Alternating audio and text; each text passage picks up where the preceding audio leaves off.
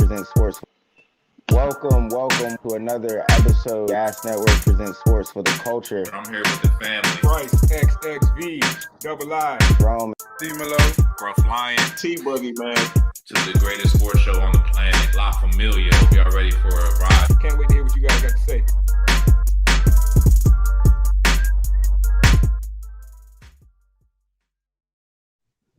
We are back. The gang is in the building, man. Your favorite sports show. Gas presents Sports for the Culture. I am tonight's host at Bryce XXV Double I, aka Mr. Big Leaguer, aka my mama's favorite Gas panelist. As always, I got the dream team with me. Dr. Dre, Easy E, Ice Cube, top right. Introduce yourself. What's up, ladies and gentlemen? It's your boy D-Malo, and I just want you guys to pray for me. Tell the Lord to turn on the fan, because he out here having me looking like a rotisserie chicken. I can't do this no more. It's over for me on my job. Pray for us delivery guys, because we're burning. It's hot. Man, the Apple Watch melted into my man's skin, man. It's real out there. Make sure you stay hydrated, my good people. Bottom left, introduce yourself, sir. It's your man T-Boogie, man. You know what it is with me, man. Wash your hands, wash your ass. Hey, man, G, they got you out there looking like some Boston Market, man. Bro. Hey, my man T said right, left, it's all the same. Yeah, Hey, T stole the ball left. for me, man. T It's stole all the ball good, for me man. like it's a fast break or something. Damn, nah, it's cool. my bad. I was ready to go. I was locked in.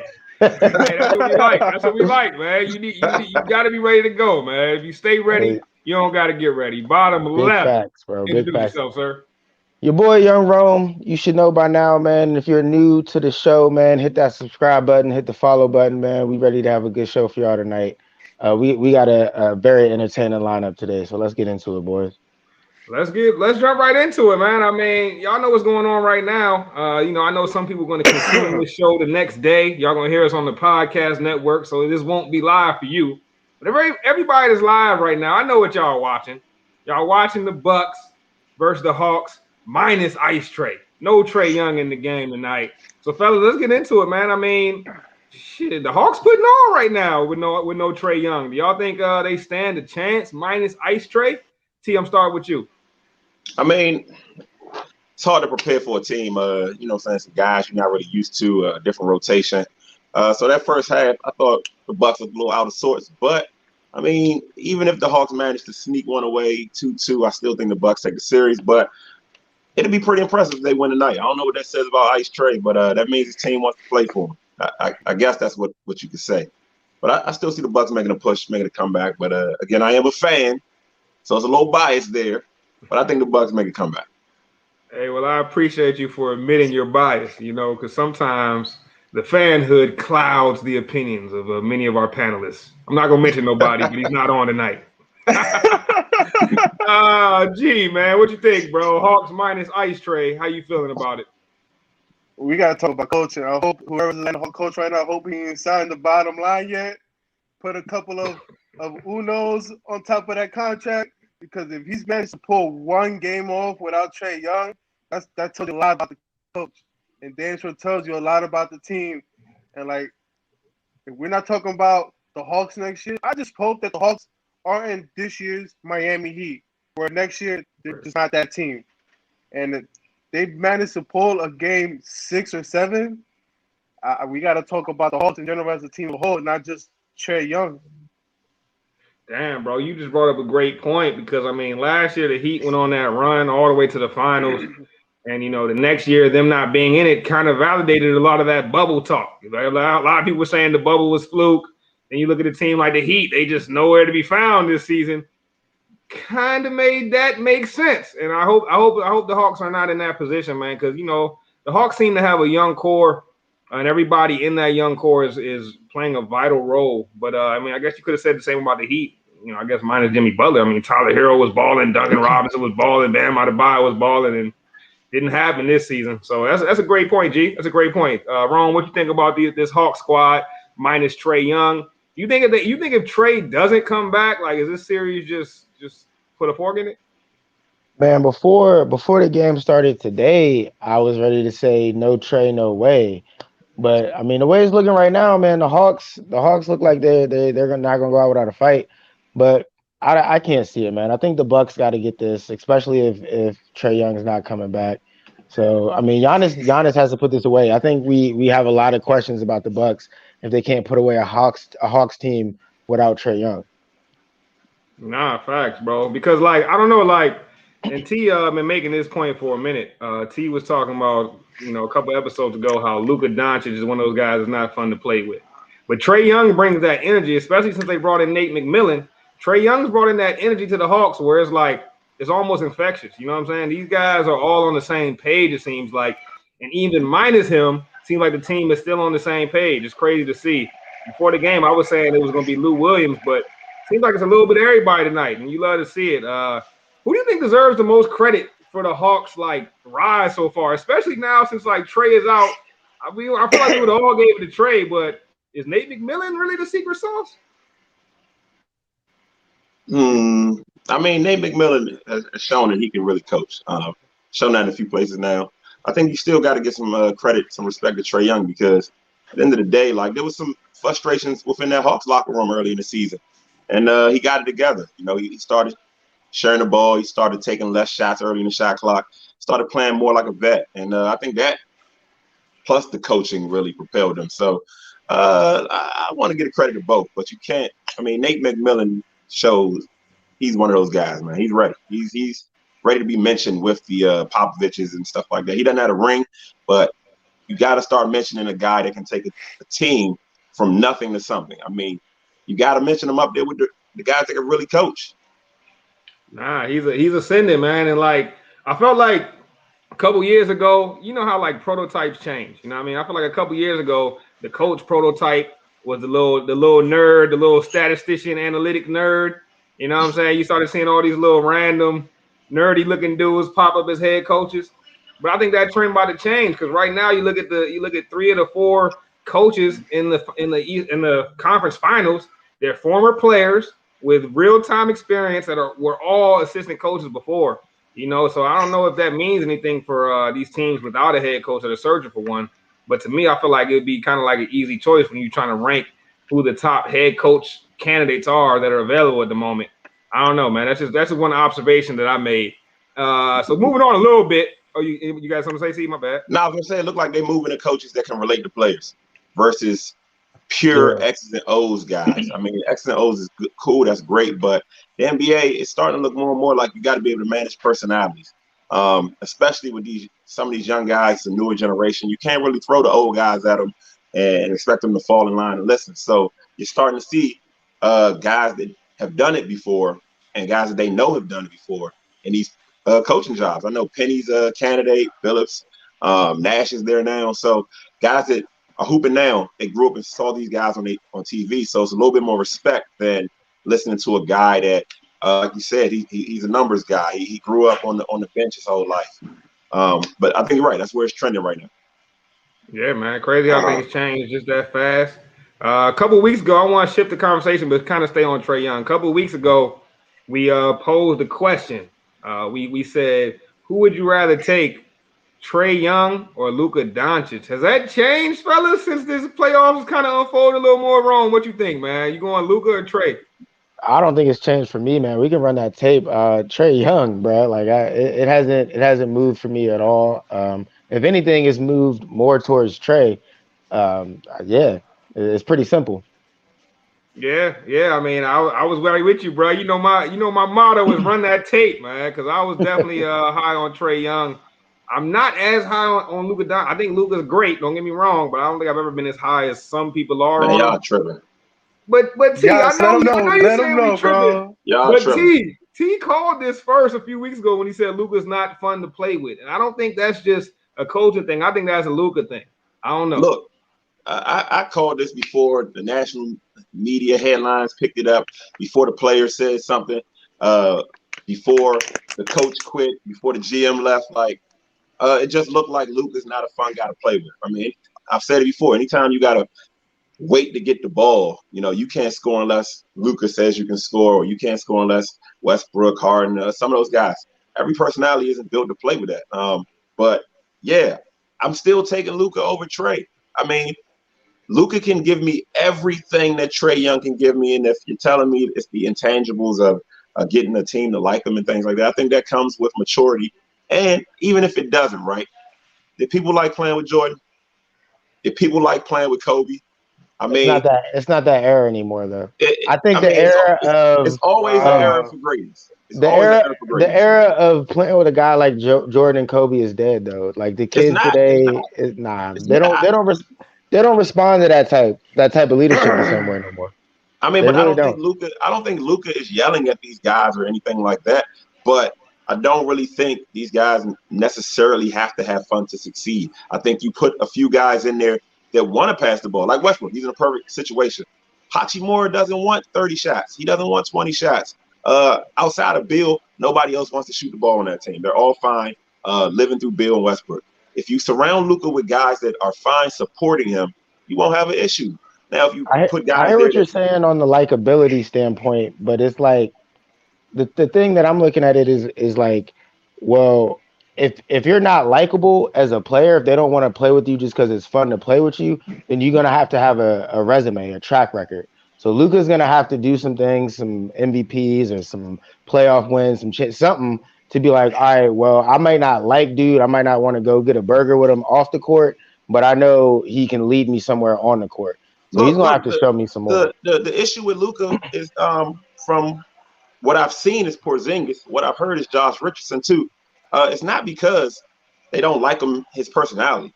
It's because Josh Richardson needs to get paid.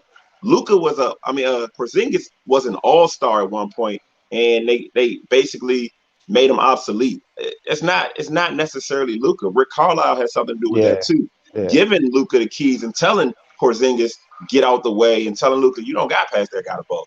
Look, you can shoot as many times as you want. You can make as many mistakes as you want. I think he's on record saying, right, you can do whatever you want, but you're going to learn and grow. While that might be fine, it's not fine for other people. And I don't think that they hate Luka. I think it's just not fun playing with Luka. I think there's a difference there. I think they would love to go out and drink with Luka. Yeah, maybe. Luka does like to throw some brews back. I ain't gonna lie, man. Luka Seems like a fun guy.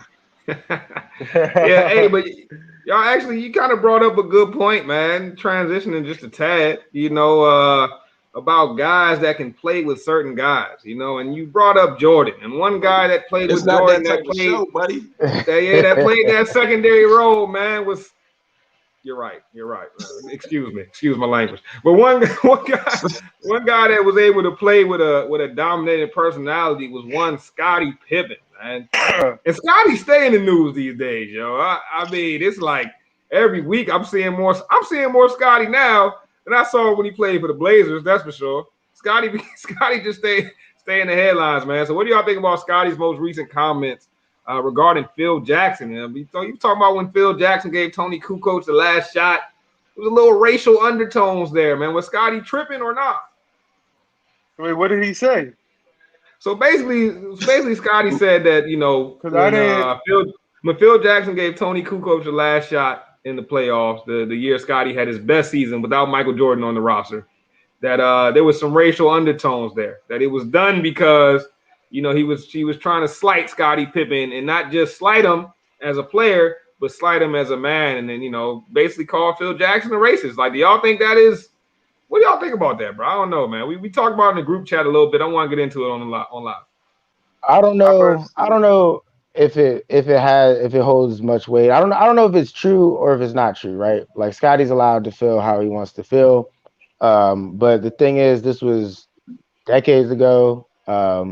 There's Phil Jackson's synonymous with Michael Jordan, a lot of other black players. I mean, I'm gonna need more to call that man a racist. I mean, maybe there is more. Maybe there's other things that point to it too. But Scotty doing this doesn't make me feel like Phil Jackson's a racist. It makes me feel like him and Scotty don't get along. Good point. T, what you think, man? I mean, I'm gonna let G speak, because I got a lot to say on this. So I'm gonna let G chime in first. G, let's hear it, bro. I think Scotty's just trying to clean up the mess that Jordan put up there during his 30 for 30, where you see Scotty become a baby because they want to give him the ball, the shot. I think he's just trying to clean it up. You saw how KD put him on blast. So he got to make that look like a racist undertone at this point. But let's say he is racist. But even then, why would Kobe pay his heart out for Phil Jackson? You know?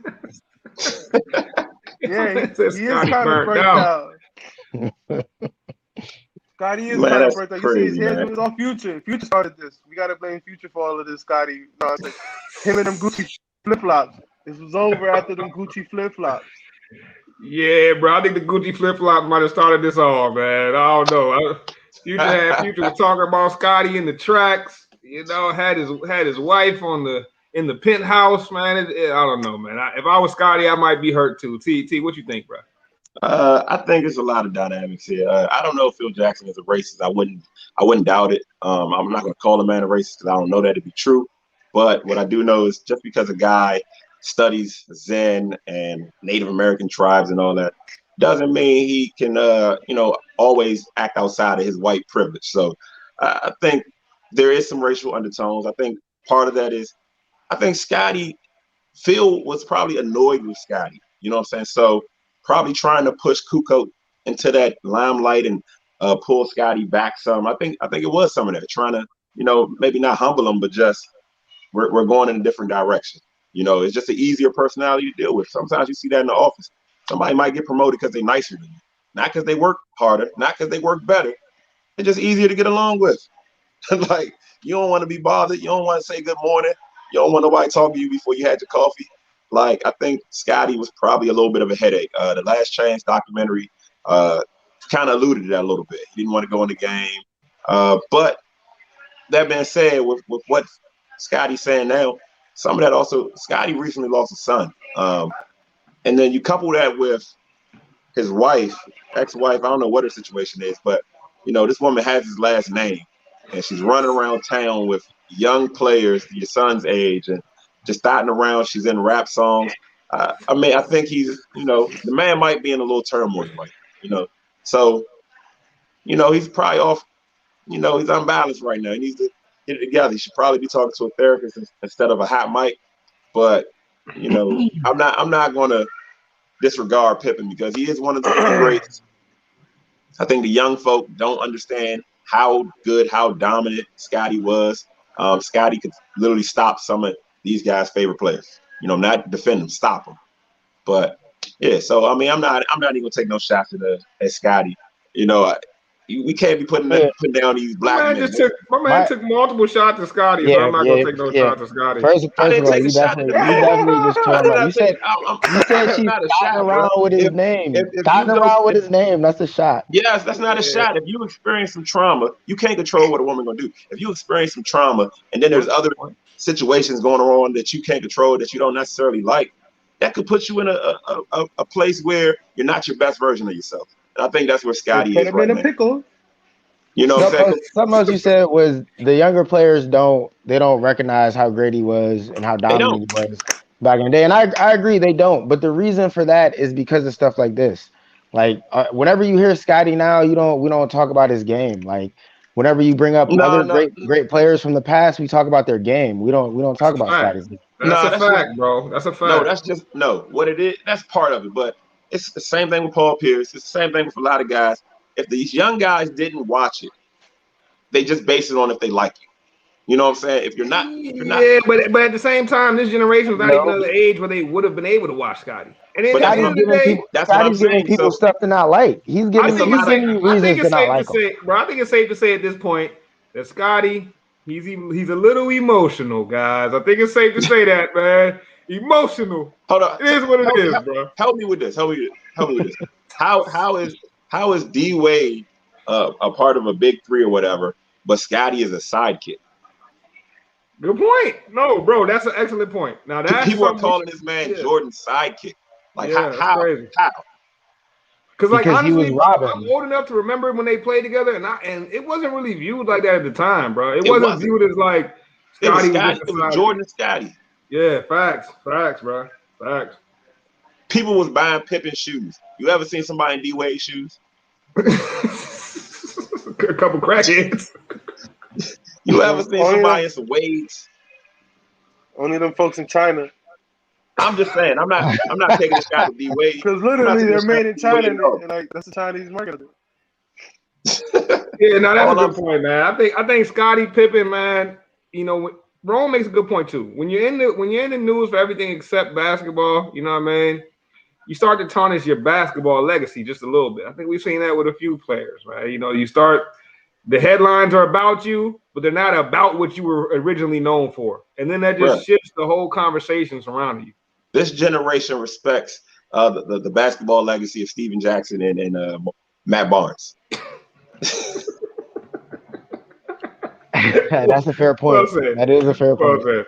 All right, let's keep it pushing, man. Let's keep it pushing the basketball legacy. The one player whose basketball legacy has been questioned over these last couple of weeks, you guys talked about on the show last week, is one Benjamin Simmons, man. And what I want to know, I'm calling him Benjamin from now on, man. I'm not dropping that Jamin off his name Hold up. until he starts balling out.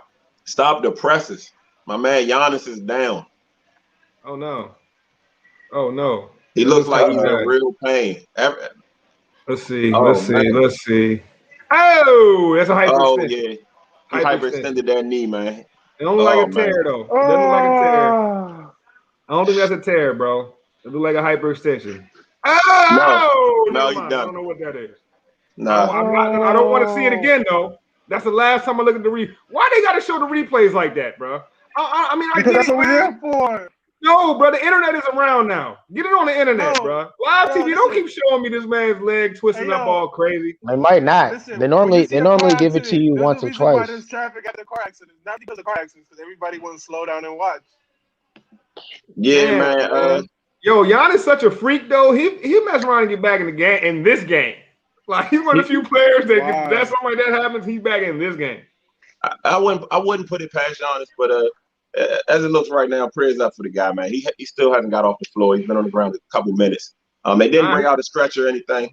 Bryce, I think you're right. But Giannis is a freak, bro. He won't be the same. Just based off the eyeball test. Yeah, that's a fact, man. They're gonna need what is it, Thanasis? Thanasis gonna have to step up now. I don't know. I think the NBA is about to catch some heat, man. How many superstars is this that have gone down, man? I'm gonna have to get a counter. Let's see how he walks. Let's see how he walks. Bad luck. They shouldn't have done this quick turnaround after the season. First of all, I know what you're doing here. You're pandering to LeBron, and I'm not going for it. Oh no, I'm not pandering going to LeBron. We're not gonna do this. To LeBron. No, look, just because the king was correct doesn't mean you got to go against him, man. It's even affecting your team now. T, it's okay. It's okay to admit LeBron was right. That's a freak accident. The guy was trying to make a play. Maybe LeBron came back. He's walking all right though, bro. Like, I mean, I was expecting him to be walking a lot worse. You know what's crazy? That same injury happened to me, man. And Bryce was there. We had a flag football game. This is a quick random story. We got a flag football game. I go to break on a pass. It might have been a little out or something. I'm in the slide. I go to break on it. Next thing you know, my leg locks up. It hyperextends. All I hear is Bryce yell, "Oh, that's a non-contact." You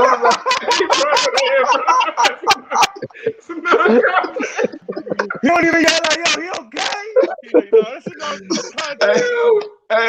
But my man T, like Giannis, my man T is a freak, man. I think he came back in that same game.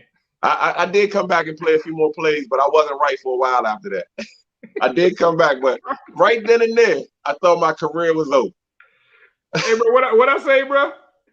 Oh, that's a non-contact. That's hilarious, man. Oh man, hey yo, but it looked like Giannis might be living up to his nickname, the Greek Freak, because your man walked off on his own power. He told his bro, "Get off me, bro. I'm good." And I think Giannis might come back to this game. Maybe not this game. They probably gonna keep it cautious, be cautious with him. But I think Giannis is one of those elite percentile athletes in the NBA that, like, I mean, we seen it with LeBron. We've seen LeBron take some falls where you think he's not getting back up, and he pops back up and he's back in the game. Giannis, to me, is that the next greatest athlete since LeBron, honestly. I mean, I haven't seen someone as athletic as Giannis since then. I don't know.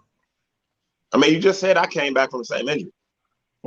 Yeah, here we go. You did come back from a non-contact. my man T got ate up by the turf monster. Yeah, turf got me. Should have changed my tweets to the low mode. Let's get back into the topics, though, man. So, Ben Simmons, man, value on the open market. A lot of talk about Ben. Like I said, man, this is Benjamin Simmons, bro. Until he comes back and shows me something, I'm calling the man Benjamin. So, Benjamin Simmons, trade value on the open market. What do y'all think, bro? Like, I mean, I've heard crazy things from Sixers fans. I've heard Sixers fans talking about they can get Dame Lillard for Benjamin Simmons, which I think is crazy. I'm hearing the Warriors are in the mix for Benjamin Simmons. I don't know what they can give up. Maybe Andrew Wiggins and the number 7 pick. Maybe a package with the young big man Wiseman. I don't know. I mean, what do we think? What do we think Ben Simmons' trade value is on the open market? Rome, like, what would you be willing to give up, or what would you be willing to get? Like in exchange for Ben Simmons. I mean, first off, I know Scruff's not on the show. I'm looking at the production sheet. I don't know how Ben Simmons snuck his way back onto this production sheet. Can we trade Ben Simmons out of this segment? It's like, nah.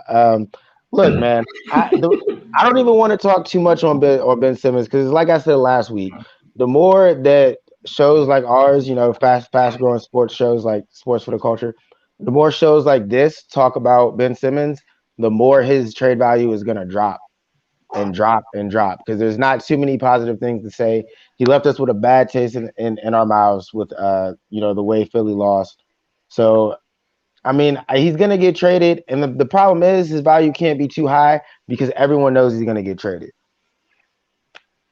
Good point. But one of my thoughts is, like, the trade market might have diminished so much that, like, you can't get a fair trade for him on the open market, and Philly ends up having to eat that contract and keep Ben Simmons for at that crazy number.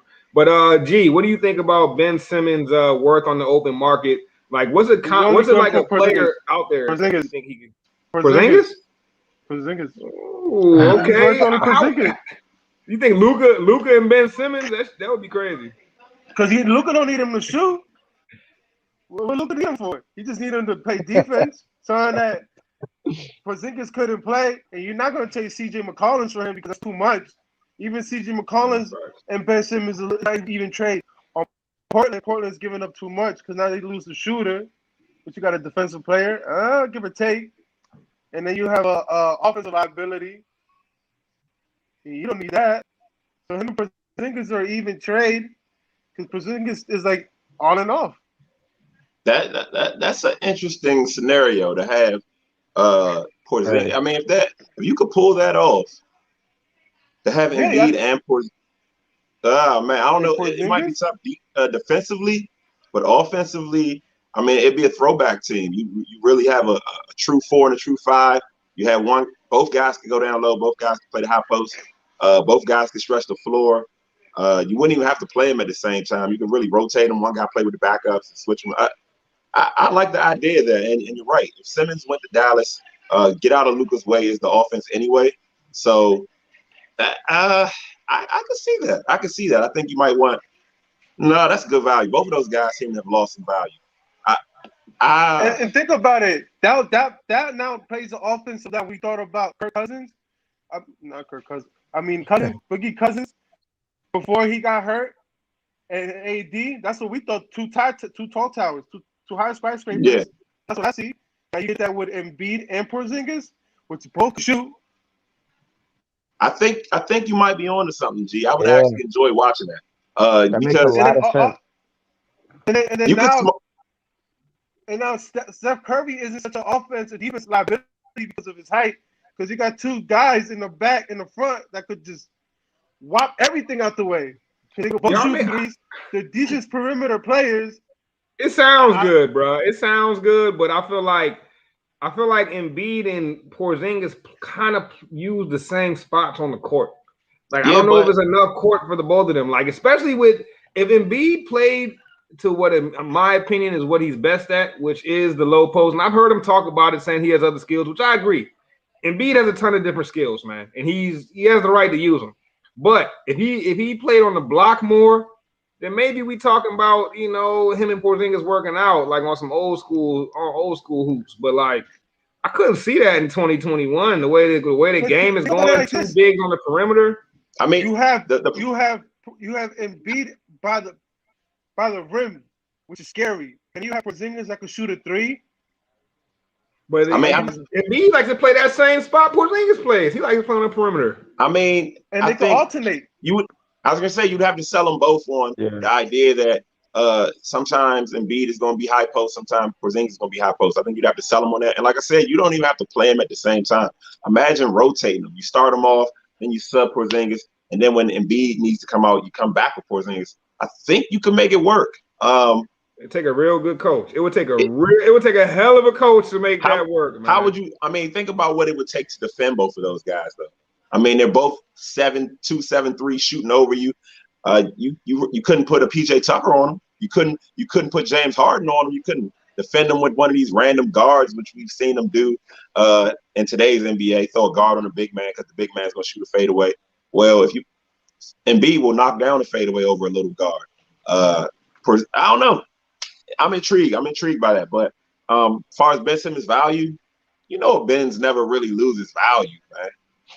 Ben's gonna keep his value. But what about a Benjamin though? A Benjamin. I mean, Uncle Ben's. That's still good rice. Uncle Ben. That's still good rice. Didn't they? I guess a Benjamin Franklin is 100 wherever. I guess a Benjamin Franklin is 100 wherever you spend it. But I don't know, bro. I just feel like this guy Benjamin has lost so much value. I mean, like I said, I heard Sixers fans saying they think they can get Dame Lillard. I think that's a pipe dream. Like, I don't see how you get Dame Lillard. Because, look, here's what I'm thinking about Lillard, right? Maybe Lillard demands a trade, right? But if Dame Lillard demands a trade and he says, look, I'm leaving Portland, he damn sure not going to leave Portland to go to Philly. He's not trying to go somewhere where he got to scrap for the playoffs and scrap in the playoffs. Like, he's going somewhere where it's automatic. He's going somewhere where it's lined up. He's gonna make a move similar to what Harden made. I don't think I can't see Dame leaving for a situation like that. But I don't think Porzingis is Dame value. Dame is a top 10 in the league guy. I don't think he's that value. But I do think Simmons can get you. Let's say you're playing 2K, he gets you a guy that's like 87, 88. You know what I'm saying? Yeah. His trade value is right around there. So Wiggins in a pick is what we've heard lately. You know what I'm saying? That's what they're floating around the internet with the Warriors. I know the Warriors are actively trying to get a guy that's going to make them better instantly.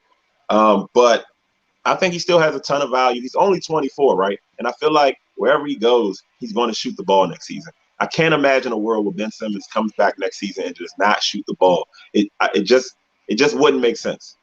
It wouldn't make a lot of sense. And one guy that we kind of go ahead, G. I think you guys are just not looking at it. He didn't change for Doc Rivers. What coach is he going to change for? No.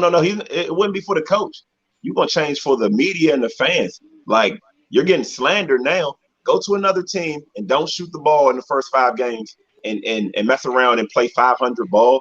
The media is going to kill you. And if you're already kind of weak-minded, or just fragile, you're gonna have to do something. I don't care if the guy shoots 5. I would give him 4 to 6 jump shots a game. That's what I would tell Ben. I don't care if you miss all 6. I need you to take 4 to 6 because the odds are he's a pro. He takes 6 shots, he'll probably hit 1 or 2. 1 or 2, you gotta respect it. So I tell him shoot the ball. I think he'll change at 24. That's plenty of time. For the record, I would like to tell the audience that we were the first panelists that said Ben Simmons and Embiid would never work. And no, I think you was with me, G. When I was saying that, they was going on me, bro. They was killing me. They was telling me how. I just wanted to reiterate this, and I look at Nick. They might keep Simmons though. I don't think it's guaranteed that they trade him. If I remember correctly, T and Scruff were both big fans of the Sixers core they had put together. They were telling me that how great Tobias Harris was. Tobias Harris did prove to be great. Boy, it's crazy. Tobias Harris did prove to be a key. Yeah, what? A key to what? A key to getting kicked out the playoffs. I mean, we could not expect that people would hack Ben Simmons. We just couldn't. We could not expect. Look, Tobias Harris averaged what? 14 points in that last series, bro?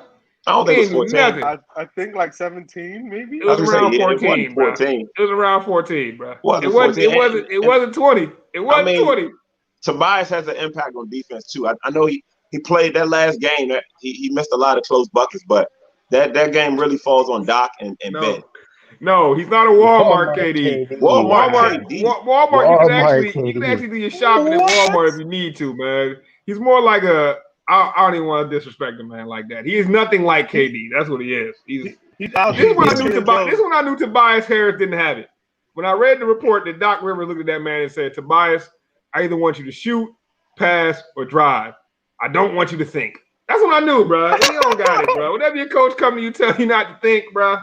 That's you know what time it is, man. But Tobias Harris, though, that's not to say he's not a good basketball player. But he's just not that guy that's going to take you to that next level. You know what I mean? Like, role player. Good role player. But let's keep it pushing, man. Hey, let's get a quick word from our valued sponsors over at MANSCAPED. Run the tape.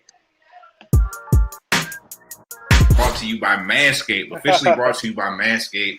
The best in men's below-the-waist grooming. MANSCAPED offers precision-engineered tools for your family jewels, fellas. Got to protect the hardware. They just dropped the Lawnmower 4.0, and they hooked us up. The whole squad got Lawnmower 4.0s. It's a whole new ball game, fellas. That's why they brought gas in for reinforcements. So over 2 million men worldwide who are getting MANSCAPED with our exclusive offer. 20% off, free shipping, promo code GASNET20. Cash in at manscaped.com. Bryce, tell them more. And the whole product line is official. I got the Lawnmower 3.0, the Lawnmower 4.0. It's like collecting the Infinity Stones, man. Get it, man. It's simple. Simple as pie. GASNET 20. That's GasNet 20. Not only do you get 20% off your order, but you get free shipping. Don't let your lady be the only one clean down there, fellas. Let's get it.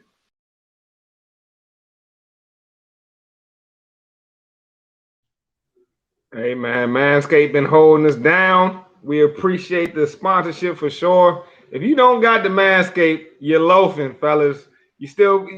I'm not getting a razor nowhere near my family jewels ever again, man. Thanks to Manscaped. That's crazy talk nowadays, bro. Get you a Manscaped. Stop playing.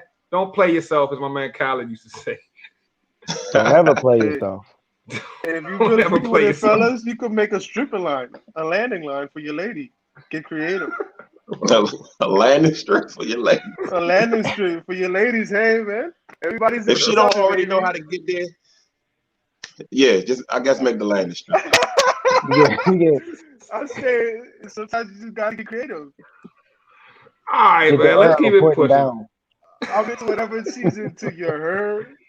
I don't know, man. I don't like where this conversation is headed. I like where it started, but I don't like where it's headed. So let's keep it pushing, fellas. So hey, moving into a different type of sports topic. I was watching a little bit of soccer. You know, the Euro Cup is going on. I don't know how many of y'all watch the football, but it's always fun to watch to me. Yeah, man. Shout out to the football. And I was thinking, you know, like the goalie in soccer has to have one of the hardest jobs in sports, bro. Like especially when it gets down to that shootout, 5 opportunities. He's got 5 of the best players in the world kicking the soccer ball from only what is it 20 feet away, if that, 12 feet away, whatever it is. They're close as hell, bro. And he's got to stop it. And if he stops just one, everybody loves him. But if you let 5 guys score in a row, it's no bueno, man. And I don't know, man. I was just thinking to myself, like, what is the most nerve-wracking position in all of sports? So I want to get you guys' take on that, man. What's the most nerve-wracking position in all of sports? Who am I starting with? G, let's go. I want to say, for me, it teeters between two sports. I want to say the kicker in the NFL, especially if it's overtime. To win it, look at the Bears. Look at the Bears. They've been looking for a kicker since 1992. Still can't find one. And then we're talking about how about players like LeBron James, where he gets criticized, doesn't take the last shot. Like so now, what do we say was more when make or break it? Which one is it? Is it a kicker or is it the superstar player that's supposed to take your last shot? What's the most nerve-wracking spot? I would say neither for both of them. If you're the kicker in the NFL and all you're doing is sitting on the bench up until the 4th quarter or overtime and you got to make a 30, 20-yard kick, I don't want to hear nothing about your damn nerves. You've had all game. You talking about overtime? We added extra time for you to be like, oh, it's all coming down to me. Like, are you watching the flow of the game? Do you know that it's close? Like, don't give me that. Nah, you got one job. You got one job. No love for the kickers over here. And as What far as Eminem said, hands are the weak, superstar hands are sweaty, player, 8 months Getty. the superstar player, man, and I used to criticize LeBron for this. You got to take the last shot. Like I don't feel sympathy for you if you're that dude. If you're supposed to be that dude, if you're getting paid the money, if we're all looking up to you as that dude, take the shot. Nerves be damned. I don't think Dame's nervous when he hits it. I don't think Curry's nervous. You know what I mean? Like you can't be if Whoa, you're whoa, that whoa, dude, whoa. you cool with it. Curry got blocked. I'm mad that we don't criticize Curry enough for losing that 3-1 lead. And then Kyrie, you're not throwing, you're not making that. Block him. But that don't got nothing to do with nerves, though. You know what I'm saying? That's just not making a play. I don't think he was nervous. I don't think he was scared to do it or nervous. But T, go ahead and jump in, man. I think you gotta look at this two ways. Like I think anytime you're in an individual sport, it's automatically more nerve wracking. Because win, lose, or draw, it's on you. You can't blame anybody. If you didn't train well enough, that's on you. You know what I'm saying? You didn't perform well enough, that's on you. So you got to take the entirety of the heat when things don't go well. So golfers, tennis players, that's probably some of the most nerve-wracking sports I can think of. But within team sports, that's a little different. I think, like you said, the goalies, when you got those one jobs, kickers are good one. The kicker, your only drill is the kick. You don't even, like, everybody else has other drills. The kicker, his only drill is the kick. Like, you just practice kicking. So I'm not really gonna give it to the kicker. But like goalies, hockey, soccer, the pitcher in baseball. I mean, if you're not throwing strikes, your team's not going to win. I think it's a lot of nerves to take that mound and all the fans screaming and all around. It's just you up there by yourself. So and probably them, but quarterbacks quarterbacks are a really good position where you got to be calm. You can't be nervous. But really, number one out of all sports, period, a gymnast. A gymnast. If you mess up, you might die. You know what I'm saying? You fall off the bars. I don't know if you ever fell off the monkey bars. You know what I'm saying? It's not fun. So as a gymnast, it's got to be nerve-wracking. Your performance entirely depends on you. And a mistake doesn't just mean you lose. A mistake could mean a catastrophic injury. So I'm going to go with a gymnast. An elite gymnast, it has to have the most mentally challenging position in all the sports. Yeah, that's a good one. I think that's a good one. Yeah, I think that's a good one. And I think pitcher. Yeah, I think pitcher definitely got to be on the list. And I'm thinking of more of moments in sports, like positions you're put in during sports. Like, so specifically, when you talk about pitchers, I'm talking about the closer. Like, because imagine the whole game. Your team been up 3-1 all game, or they've been up 2-1 all game. And now you got to come in and protect this 1-run lead. And if you just give up one home run, even the way they do the stats for the pitchers, they either get saves or blown saves. Now you got to leave with a blown save, bro. Like, that's nerves right there, brother. You got to leave with a save or a blown save. Like, even the way they do the closers stats is just ridiculous. I think that's one of them. Chapman pitch. You ever see how they have the camera? Chapman is like, he's showing through every point of his body. You ever see Chapman in the 8th inning try to go down a game? Yeah. He's so sweaty, bro, that he has to wear another shirt.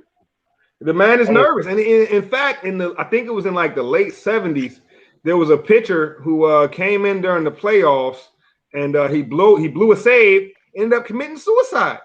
And that's nerves, bro. Like, suicide is not a joke at all. You know what I'm saying? But I'm just saying that's the type of nerves that can put on somebody. If that's all you care about, all you thinking about, and you blow the save, bro, like that's crazy. That's crazy right there. You know what I mean? So I think closing pitcher is one of them.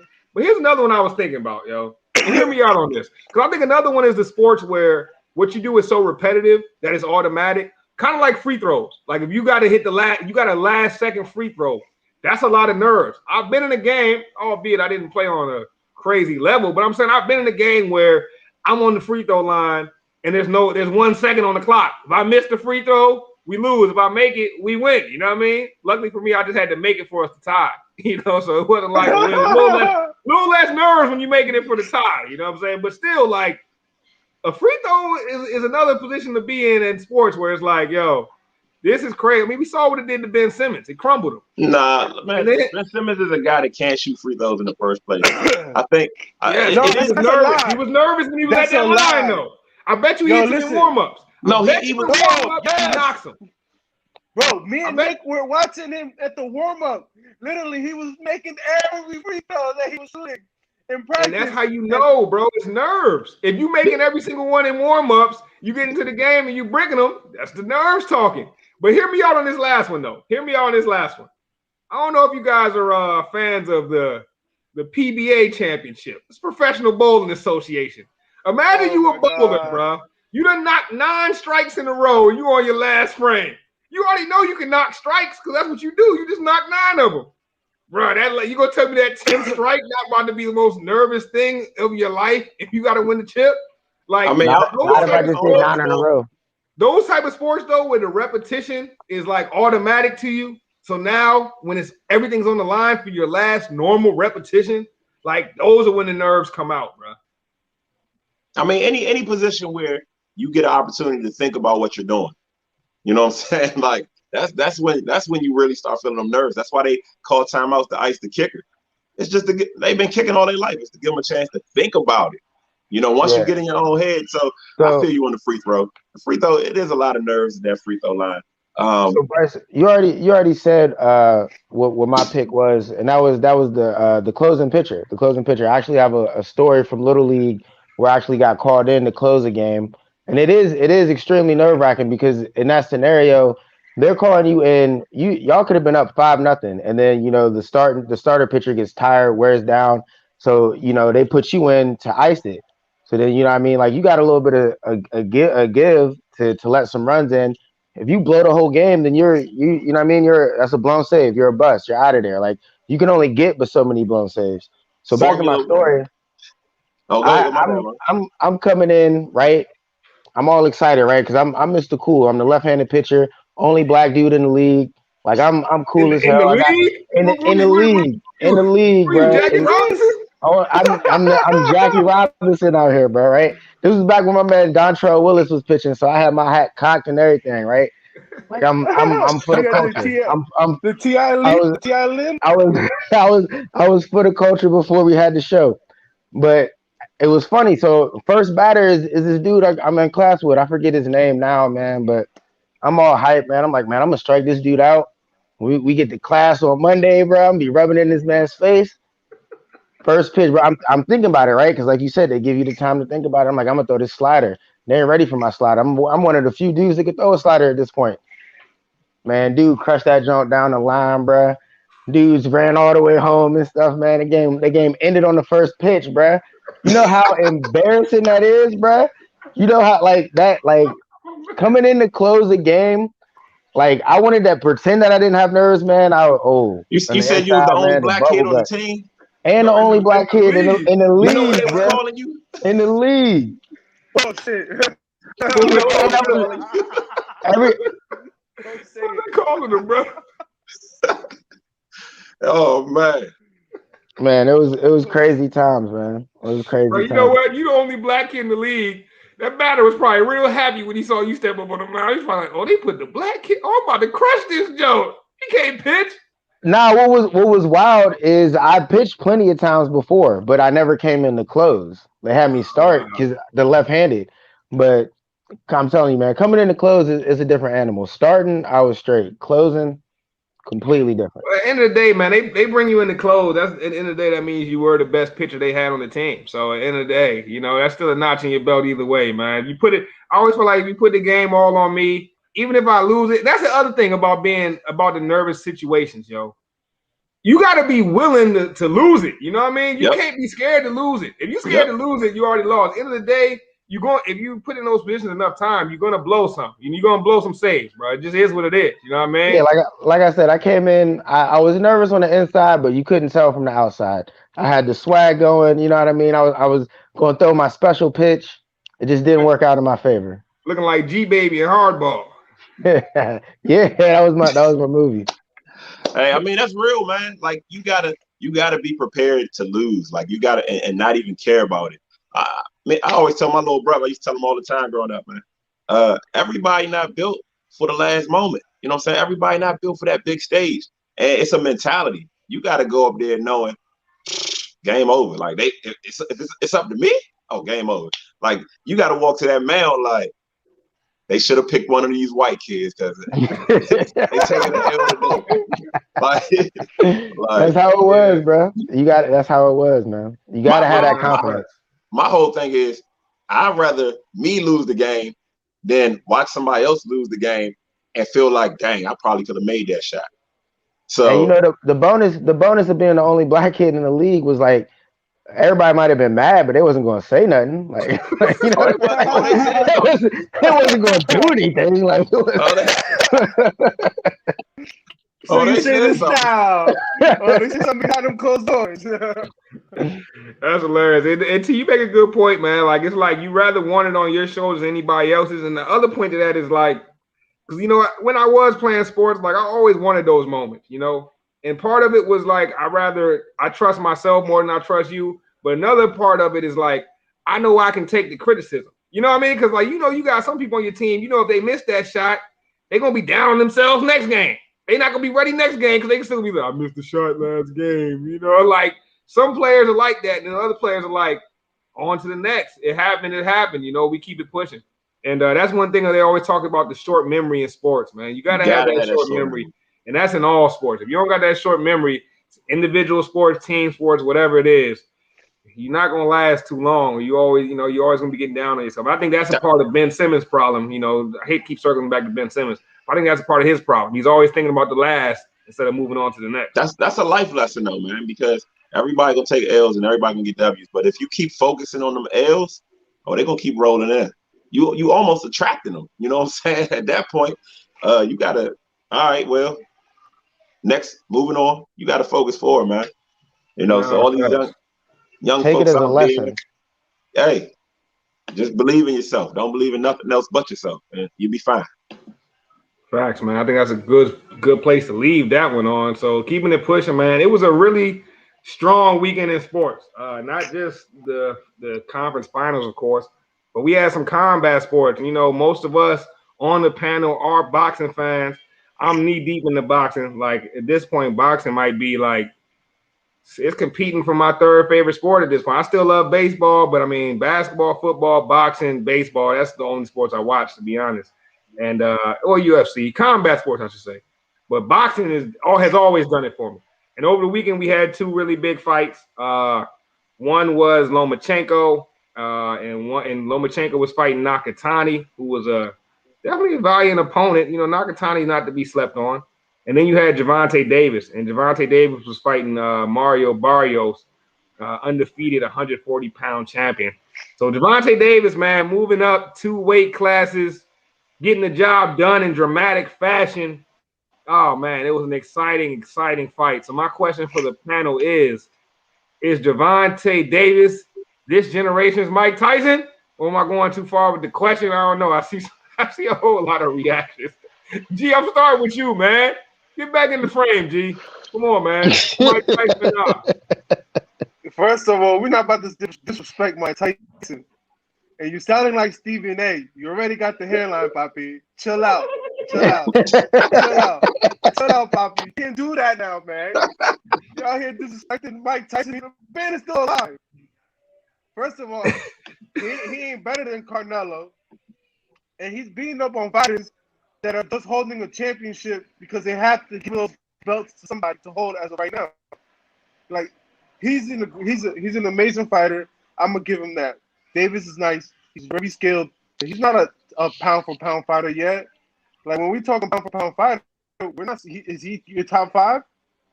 Bro, how is Gervonta Davis not a pound-for-pound fighter at this point? Hold on. Did he clean out his weight division before he moved up? No, he hasn't. He was at 130. Who wanted to fight at 130? Well, who did he fight at 135? He moved past one. He moved up 2 weights. Why he went to moved past 140 and got a belt? Why he moved past 135? Because nobody at 135 want to fight the man. Everybody at 135 is in a similar position Bro, y'all got to understand the business of boxing. Everybody in 135 is in a similar position to Gervonta. They're young dogs, bro. They're not putting it on the line against another young dog yet. The only young dog that was willing to put it on the line was Mario Barrios, and that's because he wanted a big check. Because Mario Barrios, if you're in the boxing world, you know who Mario Barrios is. So to someone who's not in the boxing world, you might hear Barrios like, who is that? That's a huge fight. When it comes to two fighters, he just doesn't have the name yet. Now, if you're talking about all these name guys at 135, they're not about to risk their name against Gervonta Davis. I don't even think Barrio might be the 10th best boxer at 140. What do you? No, he's not the 10th best at 140. Who you coming up? Who you coming up to fight at 140? I mean, who do you want him to come up to fight at 140? He came up and fought the champion at 140. Like, man. What is he supposed to do? He wants a strap. He's not just gonna come up and fight somebody without the strap at 140, or somebody that doesn't want that rep at 140. Like, it gotta be somebody that's willing to get that fight. So within his next 3 fights, is he gonna fight any high profile guy? He's fought, bro. Gervonta Davis has fought high profile guy after high profile guy, bro. He just got off Leo Santa Cruz. He fought Leo Santa Cruz before this.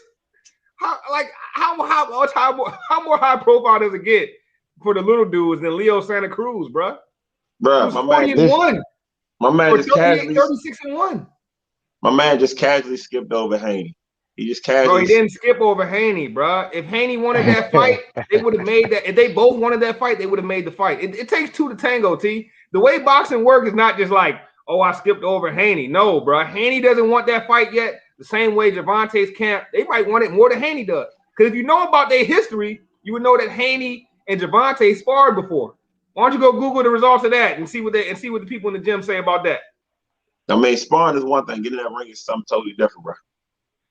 That's a fact. But what I'm saying is, like, when they were sparring, someone got pulled out of that sparring session. I'm just saying, all right. Haney is my guy, so I'm not trying to take that away from Haney. Like, Haney's one of my favorite fighters. I think he's one of the he just bruised. How is he Tyson? Like, what? This is crazy. Yeah. That's everybody. He got what? 29 wins. He's closer to Tyson wins, Fury. 27 KOs. He might be Tyson Fury. Bro, y'all disrespecting the boy Gervonta, bro. That's crazy. You're disrespecting Mike Tyson. What are you talking about? Gervonta Davis has 25 wins. 24 of them are knockouts. What's that knockout percentage? That's crazy. That's crazy. That's Mike Tyson crazy. That's what Mike Tyson was doing. He has crazy power for his size. Tyson had crazy power. But Tyson was not getting touched like that, though. Gervonta gets hit. Yeah. Bro, Mike Tyson got beat up by Buster Douglas, so stop it. You ain't gonna act like Mike Tyson was just some sort of unstoppable, never lost a fight type of dude, bro. Like, come on, bro. You talking about bro? Come on, you talking about division that most of those fighters come with weak chin. It's an alignment. You got a fighter like Davis with a heavy hand that can knock out. In a division where most of those fighters have weak chin, they don't even have high knockout power in that division. You just got it off a guy that I give you that much. He could knock out fighters. You're talking about division that could easily get knocked out.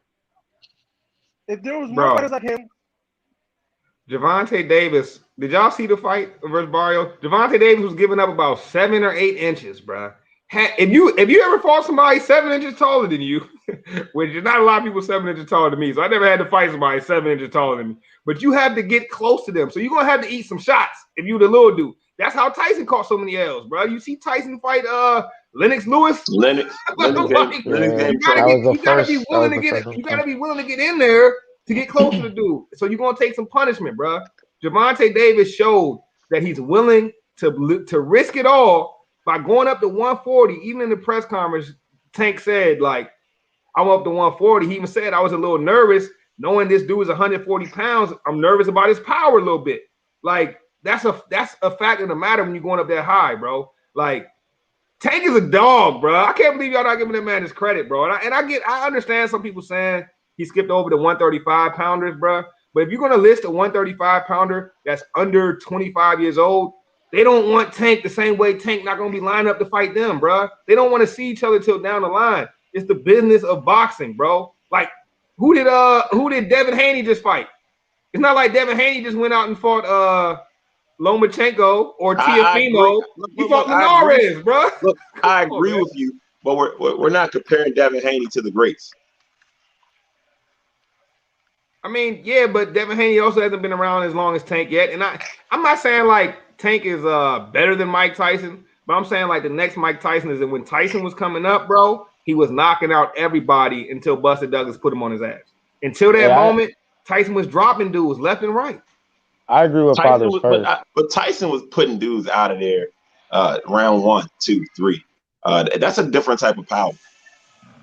Definitely, I think Wilder is a better comparison for Tyson. So you think Davis can knock out your boy Lopez? I think these are the fights. Exactly. I didn't think that either. Like, okay, but you asking me that? This is what I'm comparing that to. You asking me that? You asking me that is like me asking you, do you think Mike Tyson could knock out Lennox Lewis or Evander Holyfield? Eventually, bro, in boxing, you're gonna find somebody whose skill level is up there with you. Tank eventually is gonna have to fight these dudes who got these elite skills. Now, does he beat Teofimo? In my opinion, I think so. I think he beats Teofimo. Wow. Does he beat? Absolutely, bro. Now, does he beat Haney? I think Haney's a little bit of a closer matchup. I think Haney. Does he beat Josh Taylor? I think so. I mean, I watched. Don't get me wrong. Devin Haney to me is the most skilled out of that bunch. But I watched Haney go at Linares. He got wobbled by Linares. If Tank lands that same punch that Linares landed, it might be night. It might be night. Josh Taylor, I like Josh Taylor, but all he does is come forward. If all you're doing is coming forward on Tank, it might be night. I like Teofimo. Teofimo is a dog, bro. I ain't taking nothing away from Teofimo. But that Lomachenko fight, I thought it was a draw. I thought it was closer to a draw. I thought it was close. I thought early Teofimo was running away. I thought late Lomachenko was hyped about Lopez. Now you're not gonna be hyped about Davis? No, I like Teofimo. I think Teofimo is a dog, bro. I'm just saying, like, it was a high level. Why Tank ain't fight Loma? Why he ain't fight Lomachenko? Yeah. Bro, Lomachenko wanted Nakatani, bro. Like, and then you also got to remember, you also have to understand, right? In boxing, you have different promotional companies. Tank is under Mayweather Promotions, right? Yeah, he only. The reason Teofimo and Lomachenko fought is because they're both under Top Rank. That's what you call a win-win for the promoter. Bob Arum wins either way. If Loma wins, Bob Arum keeps riding the Loma train.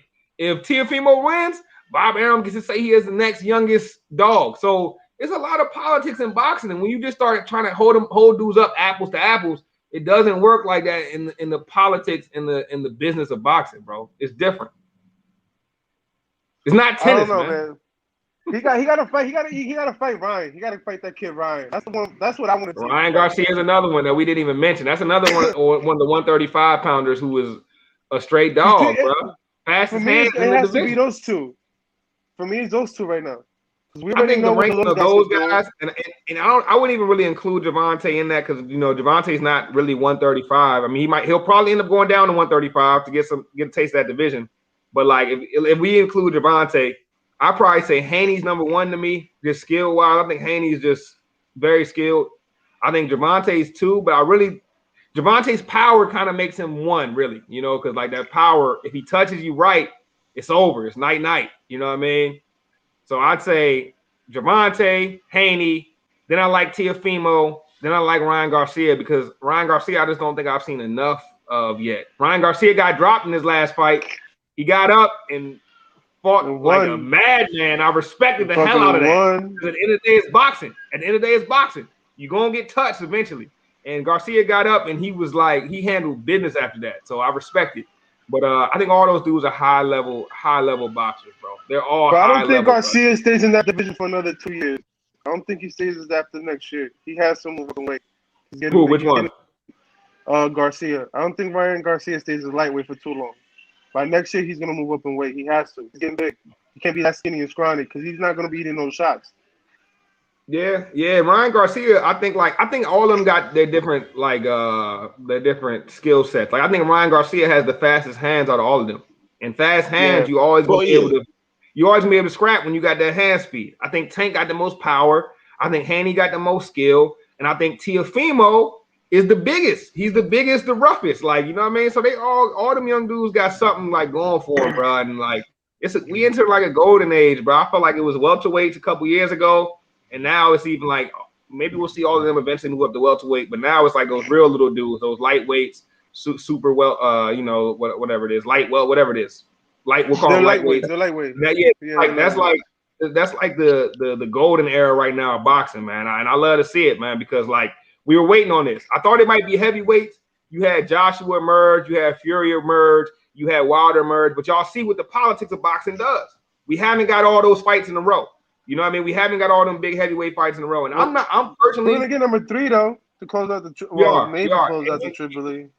And shout out to Hansel. I'm gonna put his comment back up there because he made a good point. The politics have killed the sport, but at the same time, the politics have saved the fighters, bro. Because I'm telling you, there's 45, 50-year-old fighters. I've talked to these dudes, man.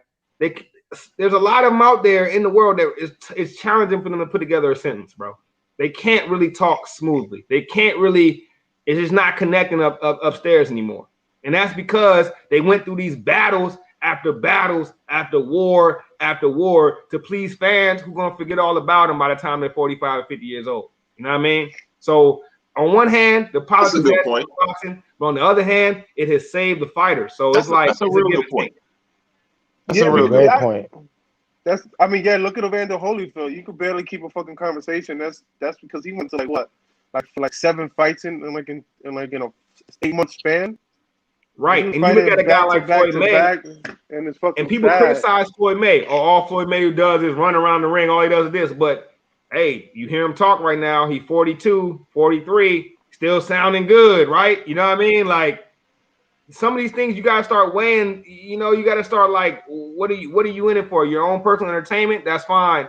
But if you're in it for the art of boxing, I look at a guy like Andre Ward. Andre Ward's a Hall of Fame boxer, right? He got out at the right time. Andre Ward was pound for pound for years, but Andre Ward never was in no crazy wars where he was all bloodied up and battered. You know what I mean? And because of that, he's going to be sounding sharp to this day. You know what I mean? And I think that matters, bro. I think that matters in the scheme of things. Like boxing is different, bro. You going 12 rounds. I love the UFC, but they're going 3 to 5 rounds. Boxing, you're going 12 rounds of a lot of head trauma. It does a lot of damage in the long run, man. That's real. That's real. I really want to see how Ben Hawkins looks in a couple of years because Jesus Christ. Tank still ducked them boys, but I feel you. There you go. Tank ain't ducked nobody, bro. Tank is managed by Money Made, bro. He knows what to do with Tank, bro. He not about to play with that man's career, bro. He trying to turn Tank into the next Money Made. Your boy, Mayweather's the guy that's ducking. Ducks a lot. On the ball. Nah, Tank is a talented guy, you know what I'm saying? If he can stay out the clubs and out the, you know what I'm saying, the rap scene and all that, I think he'd be all right. Bro, you could say Money Made ducked a lot of people, but there are people, including people on this show, that have Money Made as their all-time greatest boxer, bro.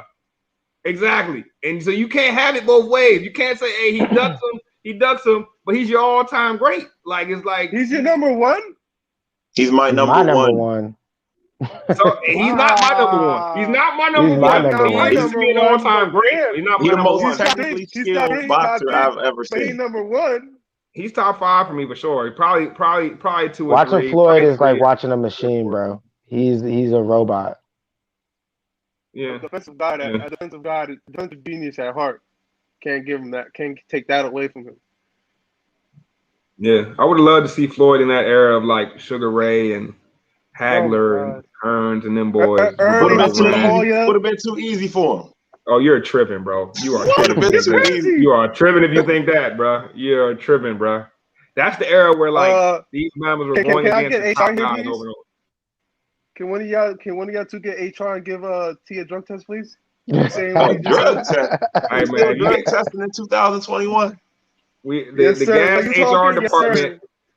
gas HR department is very active, man. Y'all know that, man. You can always report somebody to HR. You might not hear nothing back. Look, one thing I know is fighting ability and fighting instincts, and man, ain't nobody better than Mayweather, man. I mean, my man Hansel, I think Hansel was telling me Ronda Rousey was the greatest female fighter at one time, and I think it was Hansel. I don't know, but a lot of people was telling me Ronda Rousey would never lose, and I said, bro, she can't even fight. But they were so infatuated with the arm bar. They even told me she could beat me up. I said, this woman that has armbar Bruh. and beat me up. It's crazy. She could whoop your ass. She could whoop all 4 of her ass. Bruh, I'm telling you right now, I'm taking Ronda in a fight against you, T. And I have faith in you. I have faith in you, bruh. I got big faith, but I'm taking Ronda. There's I'm no taking way. Ronda. How tall is Ronda Rousey? I'll Google it right 5'9". quick, bruh, but I'm taking Ronda. Ronda ain't no 5'9". How much she weigh? After giving birth, I want to say she should be like around 1. Yeah, you out here talking about fighting a pregnant woman. Like, get out of here. Oh, I'm just trying to make the point. I'm just trying to make the point that at one point in high school, I probably could bench press Ronda Rousey. You know what I'm saying? That's before my grown 5'7", 135. If all we're looking at his height, Floyd May 5'7", 135, but he was boxing. You think you could beat Floyd May? Logan Paul? I think I could do better than Logan did. Logan can't even fight. I'm just saying, bro. You think you would go in there with Floyd May, you could get the W? How many rounds? My man got Hey, I love T confidence, though. How many rounds? Hey, it's like we said in the last segment, man. You gotta have the confidence. You gotta have the confidence. You don't got the confidence. This man has a lot of confidence. It gotta be the beard. It gotta be the beard. Floyd gonna have like you know how I'm gonna fight Mayweather? I'm gonna just stand there and look at him. He gonna have to walk me down. I'm gonna just stand there and look at him. Bro, he gonna have you looking like Martin in that episode. Nah, bro, Mayweather's a counter puncher. You can't counter punch if I'm not punching. Yeah, ask Logan how he felt when he got punched and got put to sleep. Bro, so T, you think you could beat Gervonta? No. All right, good. Not in a boxing match? Yeah. No. If I caught him on the street though, it's a different story. My man, letting you know about Ronda Rousey, bro. She'll definitely break your arm. She's I not. stand by what I said in 2012. Hey, I'm with you. I think y'all are assuming I ain't never been in no sort of ring. I don't have no type of combat experience. You know what I'm saying? I've done multiple martial arts, different styles. Like Ronda Rousey's not beating me. She's just not going to armbar me. There's no way. If I know that's all you got, you're not going to armbar me. You're not. You're not going to armbar me. What now? I say you 36 in the karate class? No. That's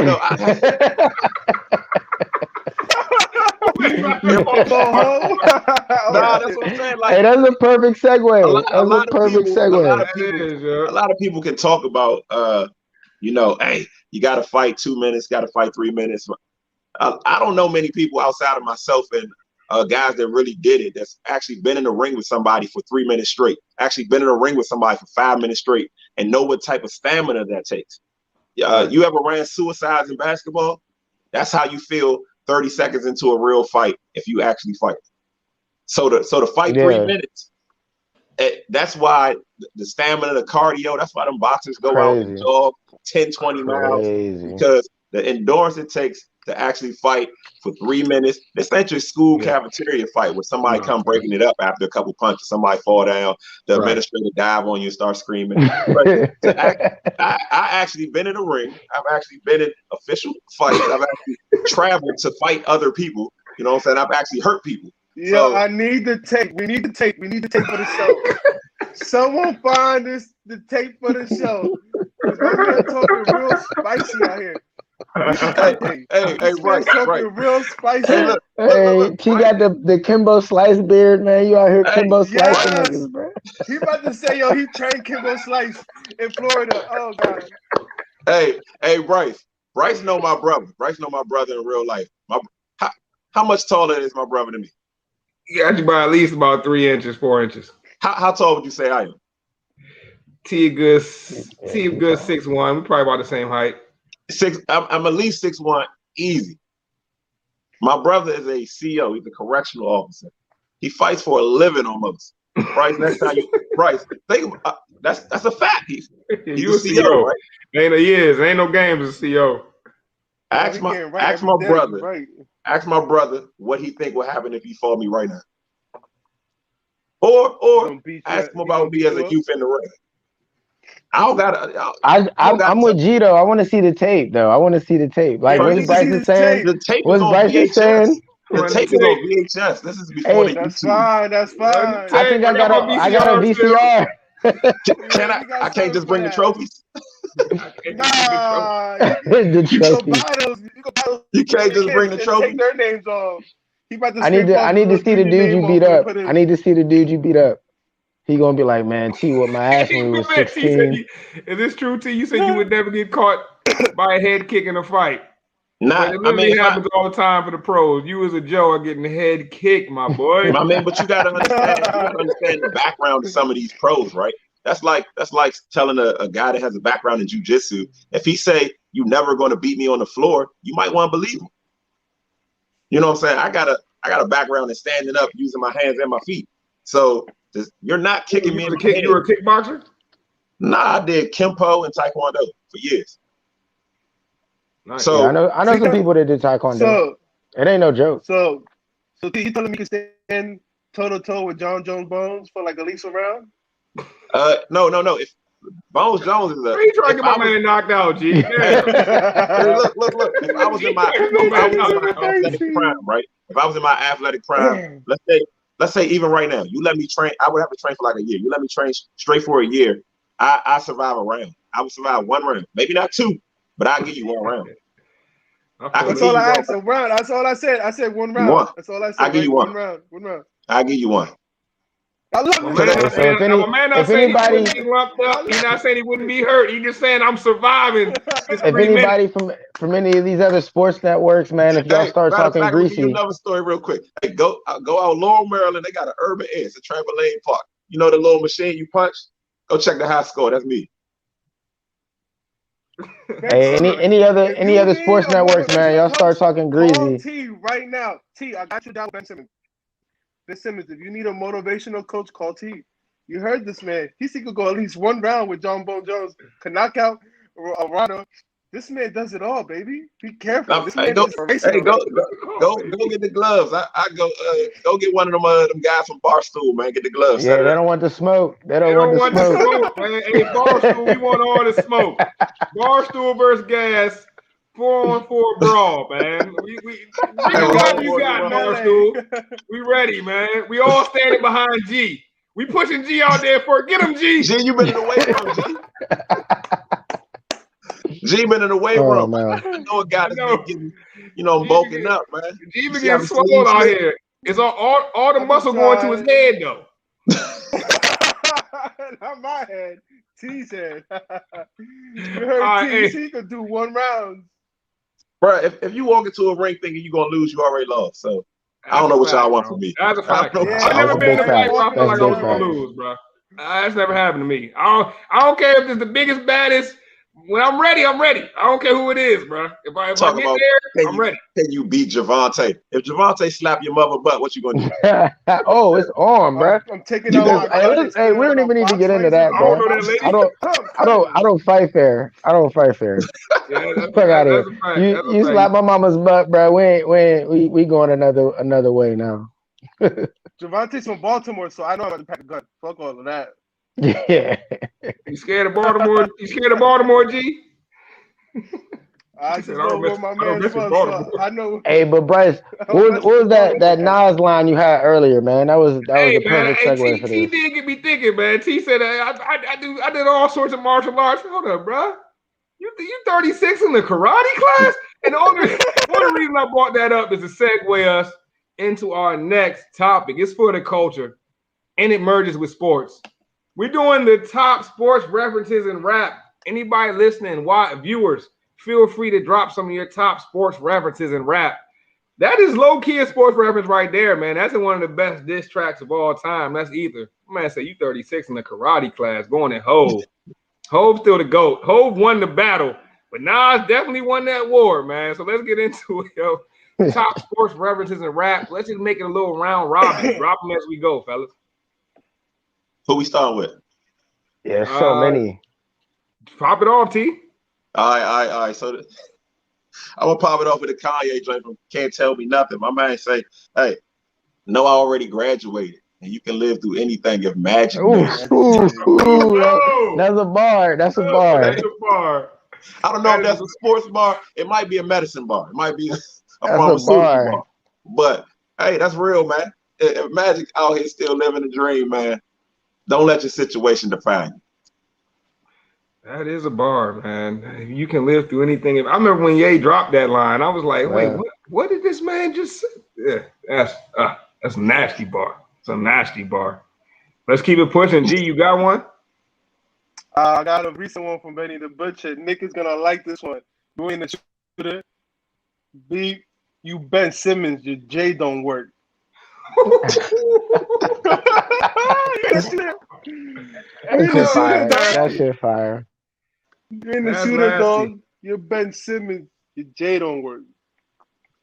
Yeah, that's nasty right there.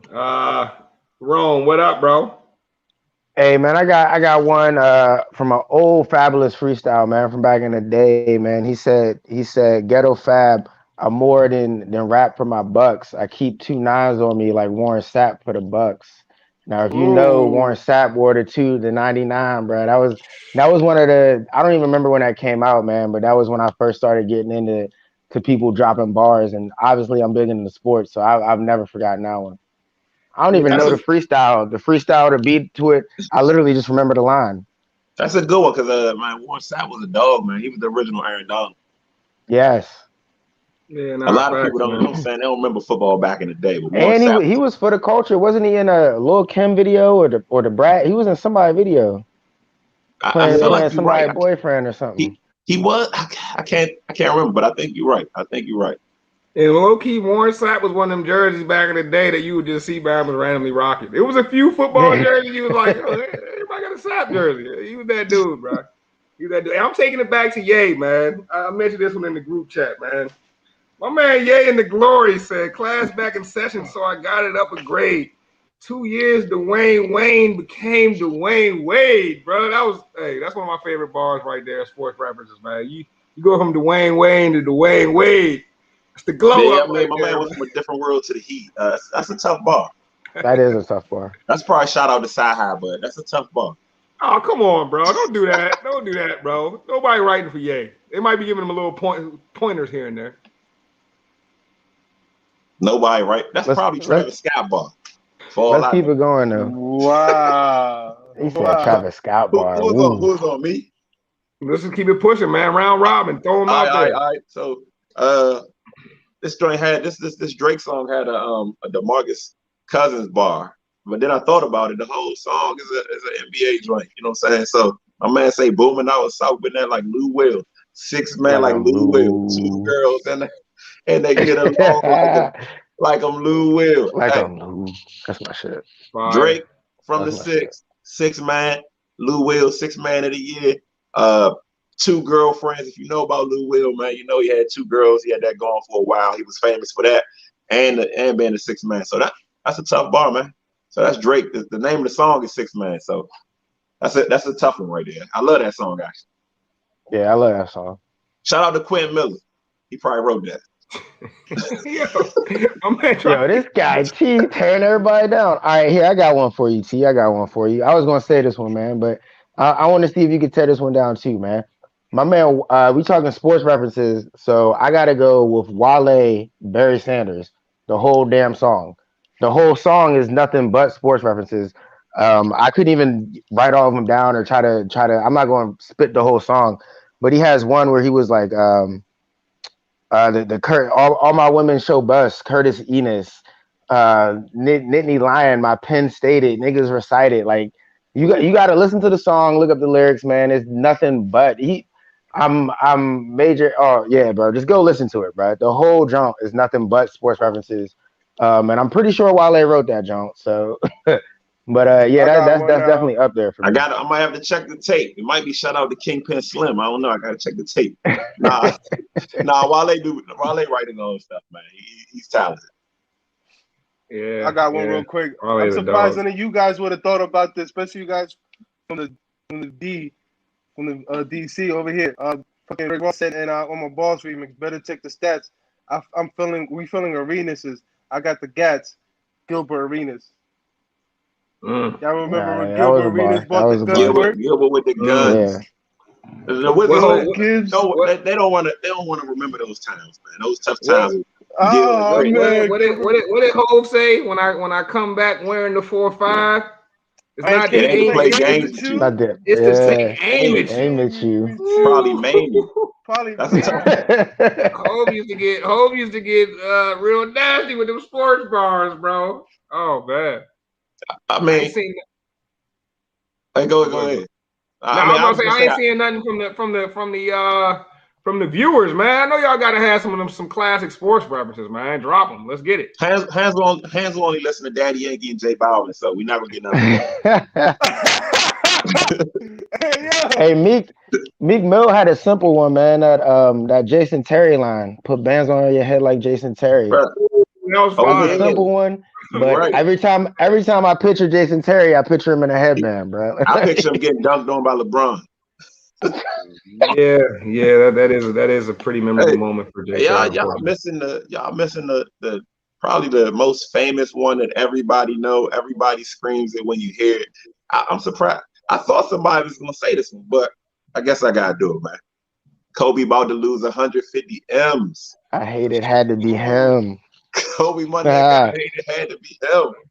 Yeah, Come nah, on, that's up man. there. Would be shooting You in the won with me gym. shooting in the gym. Oh man, that is Oh. definitely one right there, bro. Come on, man. Got Kobe in trouble. That man. might be one of the top 10, honestly, Man, bro. that's top one, man. That's the one. Who don't Hey, know that? what about my guy? What about my guy Future when he said 7 rings, Robert Ory? That was my joint, bro. Nah, They got 7 rings like Robert Ory, man. I don't know if you consider Gucci flip flops a sports reference. It might be now, man. I mean, you could. It's a bar. Oh man, Pippen, my guy, had to be him, man. Yeah, I do too, man. Pippen is that dude. Pippen legacy ain't going down the way it should, man. But Pippen always gonna be that guy, in my opinion, bro. I mean, I know Benny Siegel had a few. It's a lot of them. It's a lot of good ones. I thought we would get more from the fans, to be honest with you. But I mean, it's so How many, about this man. one? We got fans in the room. They just quiet tonight. It's all good. They just watching the antics tonight, man. We've been over here clowning. I hope y'all enjoying it, man. This is what we do. I got another Wale reference about Kobe. I'm feeling Chris Childs. You looking like Kobe Bryant jaw. Yeah. Yeah, hey. Wale is that. Hey, bro. Wale is probably one of the most underrated rappers of this generation. I say he might be the most underrated of this generation, bro. I'm telling you, check out that Barry Sanders, bro. That sums up this whole segment. Is Wale better than J. Cole? I think Yes. J. Cole even kind of lamented to the fact that him and Wale lyrically on the same level in that one track. Remember that track where J. Cole was talking to Wale? He was on the bus. Yeah. He was talking to that man, bro. They both right there, but I think the likability factor. I think J. Cole is a much more likable personality and character. Okay, I agree. And I think lyrically they're right there. Maybe J. Cole's a little more likable. I think Wale lyrically might be a little more complex than J. Cole. He's way more complex. I think delivery, I think J. Cole got him, though. J. Cole knows how to deliver it in a little more digestible way. Sometimes Wale shit go over your head, and if you're not really, really tuned in, you're going to miss it. I listen to Wale all the time. I've missed bars before, bro. He had one joint like about Jim Dugan. That's another little wrestling joint. Bruh, he's got a whole freestyle where he has crazy wordplay on just wrestlers, bruh. Wrestlers, bruh. He said I give her that wood like Hacksaw Jim Dugan. I said, this one thing I know. Wale been on the radio. Wale has had a song that's charted, whether he was featuring or something, every single summer since he's came out. You know what I'm saying? I feel like his albums have been better than J. Cole's albums. The fans might hate me, but not all of J. Cole's albums, but some of Wale's albums are definitely better than some of J. Cole's. I think that I agree with that. I think Wale and J. Cole are lyrically, I even would go as far as to say that lyrically Wale is probably better. He's more complex. His double entendres are crazy. You know, you're gonna get lost in it. You're gonna get lost in the bars because they just so next level, bro. You can listen Wale type of rapper, you can listen to the same song twice and hear two totally different things. But Cole knows how to package his in a way for the masses, which I don't think Wale ever. Man. Or not. I don't know if he ever was able to like truly get that. Although he's better, lyrically, I say he's better than Cole, bro. I'm gonna give that to him. He's better than Cole lyrically, but I delivery. got to check the charts. I feel like Wale has charted more than J. Cole, so to say he can't package it up. I don't know about that. I don't know. If that's a fact. Wale's featured on something every single time. But Cole's on tracks with Beyonce. You know what I'm saying? Wale's on tracks. What J. Cole Beyonce song on the radio? Bro, what was they had that one song. They had that one song from a brick ago. Hold up, J. Cole on that song? He's the one that's rapping at the end of We Like the Party. Yeah, you're right. Come on, bro. That was Cole, bro. Killing that joke. Like, you right. Cole was able to get into this space that I don't think Wale was ever able to get into. Although I think that Wale has access to that space. That goes back to the likability, though. That goes back to the likability. Decision, kind of like Meek Mill's, to sign under an artist. Where if you look at the Wiz Khalifa's, the J. Cole, some of the bigger guys. Cole did too. He just signed under the Hov. You got to pick the right artist. No. J. Cole has Dreamville. Like, Wale has Blue Moon, bro. Wale signed under a artist's direct label while that artist was still actively working. J. Cole didn't sign to state property. No, but J. Cole signed to Rock Nation. J. Cole signed to Rock Nation. Yeah, but when Hov was still doing his thing, bro. No, that's different, man. That's different than being on. It might be different, bro. And then you're on MMG with Meek Mills and Rick Ross. Like, you can't get the same type of shine. You can't go venture out on your own and do all the same types of things. I would say that Wale was somebody before he even signed with MMG. Like Wale was already on Interscope, had that whole album. Wale had a song with Wayne before MMG ever happened. Wale was working with Lady Gaga and Mark Ronson before he was with MMG. Yeah, before. That's what I'm saying. So like he was already somebody. But he shouldn't have. That's what I'm saying. He shouldn't have signed because, bro, once you sign under somebody like that, you have to work within those confines. You got to do a song with Meek Mills. You got to be on this MMG album. Like you creatively, you don't have as much control. J. Cole's been able to do whatever he wants. Whenever you want. I mean, I don't know him. I don't know that as well enough to comment and say J. Cole's been able to do J. Cole definitely probably has a better record deal as far as being able to drop when he wants, drop what he wants, how he wants it. But I think Wale is probably more talented. If we're talking lyrics, all of it. Bro. I don't think Ross is like kinds of contract over Wale. Wale can't. I think Wale does what he wants. Drop. Yeah, but then it goes to what MMG has. And right, I mean, if we're being honest, like you're on a label that's signed to a label. Jay-Z has done it in a way where it's like universal. So it's universal, right? I think it's universal. So it's I think it is universal, but so it's not like they're signed like MMG under an umbrella. Like they write the Universal. Like they doing all right over there, bro. Like all right, but what's better, Rock Nation or Universal? Like who would you rather be under? Universal. I mean, Universal. But you're not under the same Universal. Make the big movies. You're not specifically a Universal artist. You are an MMG artist under Universal. It's a difference. Yeah. I'm not saying it's not. I'm not saying I don't know the particulars in the contract to really talk too much about it, but I do know this, bro. When Wale signed to MMG was on top of the world, bro. Stop, bro. They were bigger than they had a run where they were bigger than every label, bro. They were dropping the what were those albums called they was coming out with? Self-made. They was coming out with the self-mades. Everybody was blasting them, and it took Wale's profile rose for being with MMG, bro. I'm not saying he couldn't have took the hard way and kept grinding it out and getting songs because he was getting big names from jump. Like I said, Lil Wayne, Lady Gaga, he was doing his thing. But MMG took him to the moon for sure, bro. Like, but that's also what hurt him, though. If you think about it, smart move, bro. It was smart move. But you also had to share the same space with Rocky Fresh and Stalley. Like, it's just a difference. Good point. I mean, Rocky Fresh and stuff. You know, I thought Rocky Fresh was decent. He never really became nothing. Hey, Rocky Fresh still make good music. I bet he do. Valley wasn't man. terrible. Fat Trail was a beast, though. Fat Trail. To this day, bro, I still rock. Yo, you gotta think too. I fuck with Trail. Trail for my age group, bro. Like we came up with Trail. I used to be in the same room with Trail. He's kind of like our Chief Keef. And Trail, that was that dude to us, bro. Like we would be around happened Trail to him? all the time. Like that was like my boys, He got one of locked my up. boys' best friends at the time. So it was like For real? Trail was accessible, and that was our guy. And then Wale brought him on to MMG. It was just like it was lit for us at the time, bro. Like shout out to Trail, bro. I still bang Trail in the whip. Yeah, man. If you want to hear a crazy song, bro, pull up that "Oh Let's Do It" remix. Wale, Yes, Wale and Fat Trail. Trail.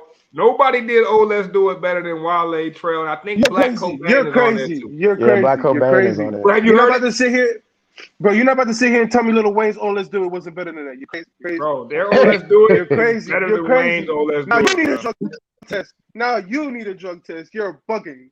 You're not about to tell Hey, me Lil Wayne. call "Oh, Let's HR on Do me, It." man. Call HR on me, I'm bro. calling them right now. Hey yo, where's Nick at? Nick, I know you got the direct contact with HR. Nick is HR. Get these boys. Nick He is is HR. We in That- trouble. We in trouble. It's over for y'all guys. Hey, look, It's over. I'm I know the calling head them of for HR personally. All right, call them on me. They'll let me out Bro, the back door, man. You I know about him to tell personally. me Fat Trail and Wale's version Have you heard of it? "Oh Have Let's you Do heard was it? better? I don't need to hear it because Lil Wayne was better. already better. Disrespectful. That's, Lil Wayne's "Oh Let's that Do was It" during was Lil Wayne's classic. prime. All the Crazy. No That was Ceilings was during- classic. No Ceilings was classic. Every song on No Ceilings was crazy. So you telling me that was better than Lil Wayne? I ain't gonna say I gotta walk that statement back a little. I might have went too far saying it was better than Lil Wayne's. It was one of the best. One of the best "Oh Let's Do It" around. It was better than the original "Oh Let's Do It." I know that. Yeah. The original. I get it. Hey, we all check that out, man. I gotta give them a plug, man. Wale, Fat Trail, "Oh Let's Do It." I'm gonna run that as soon as we get off the show, man. It's looking like it's about that time, man. I think it's another explosive episode. It got pretty funny at the end too. Way to keep it light, man. Hey, before we head out, the Buckets just lost 88 to 110. This is a series. This is definitely a series. We'll see if Giannis comes back, man. Prayers up for Giannis. You never want to see a guy go out like that. Never. But you know, that's the Greek freak. So if anybody gonna come back from a hyperextension, it's the freak. I think he'll be back for the next game. I'm calling that right now. Getting into the end of the show. Appreciate everybody for joining on tonight. It was getting pretty populated in the room, so we appreciate y'all for checking us out, man.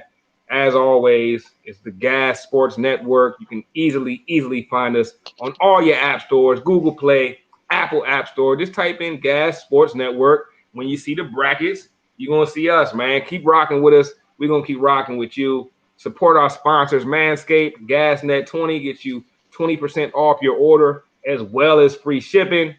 Like, you can really find us everywhere, bro. There's no excuse not to be tapped in with gas at this point. If you're not tapped into gas at this point, you're losing. If you're tapped in with gas and if you're not tapped in with gas and you're tapped in with Barstool, my man T Boogie said he got some Taekwondo for you. How we going right now, man? We fighting everybody that's tapped in with Barstool and not tapped in with gas, bro. We the number one sports network in our own minds. So we're gonna be here real soon, man. Appreciate everybody for watching tonight. Catch us every Tuesday, 9:30 p.m. Y'all know how we end every single show. Sports for the culture. Sports for the culture. Por la cultura.